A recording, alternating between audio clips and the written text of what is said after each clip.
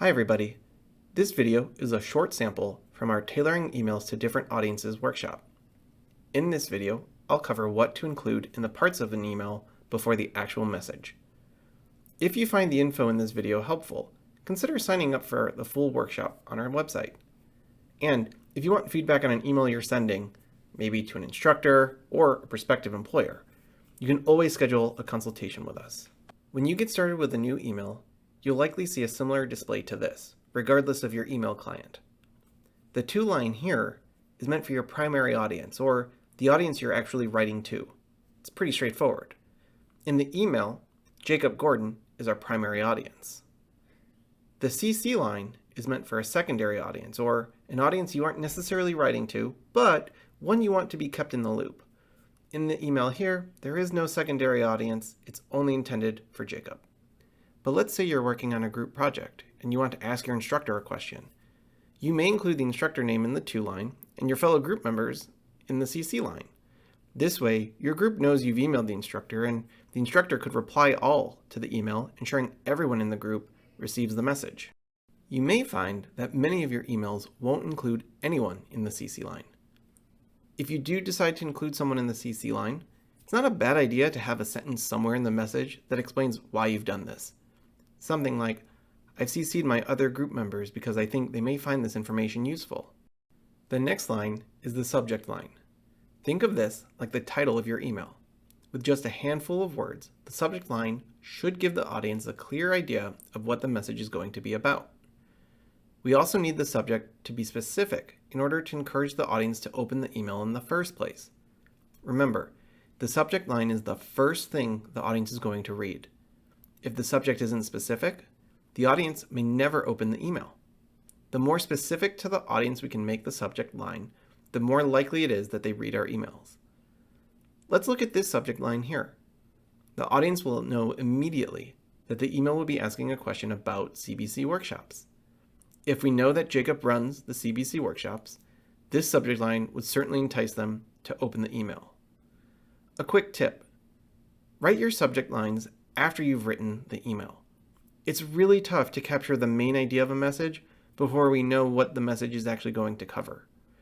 You can come up with more specific subject lines by reading the message and asking yourself, what's the main idea? Then just include that main idea in the subject line.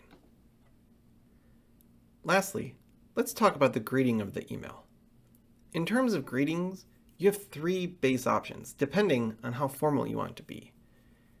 Dear would be your most formal. Think of this like business professional. Dear is great for cover letters and many messages to higher ups or clients.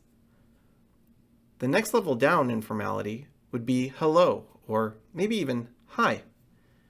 Think of this like business casual.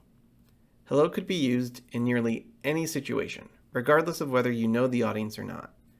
Hi would work best in more casual scenarios, or where you already have some familiarity with the audience. You can always play it safe and just use hello. The final level of formality would be something like, hey. Think of this like grocery shopping on a Saturday morning level of casual. A good rule of thumb would be to use hey with colleagues you're pretty close with. To be safe, don't use hey when emailing faculty. To create a more inclusive tone with your message, you can opt to use a person's first and last name rather than gendered pronouns like Mr., Ms., or Mrs. If you want to make it a bit more casual, you could even just use the person's first name. If your audience has a doctorate, be sure to use the doctor title, Dr.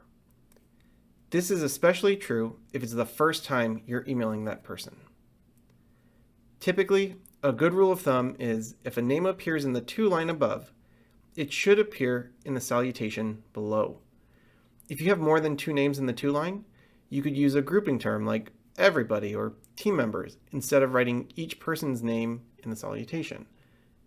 For example, when I email the entire Rawls faculty, I use something like hello Rawls faculty instead of listing each faculty member's name. So in this instance, we can just go with hello Jacob.